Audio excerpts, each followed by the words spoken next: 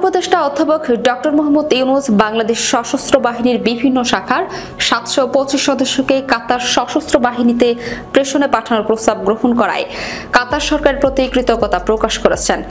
বুধবার দেশটির দোহায় আর্থনা সামিটের সাইডলাইনে ডক্টর ইউনূসের সঙ্গে সাক্ষাৎ করেছেন কাতারের ডেপুটি প্রাইম মিনিস্টার ও প্রতিরক্ষা বিষয়ক প্রতিমন্ত্রী শেখ সাউদ বিন আব্দুর রহমান বিন হাসান আল থানি।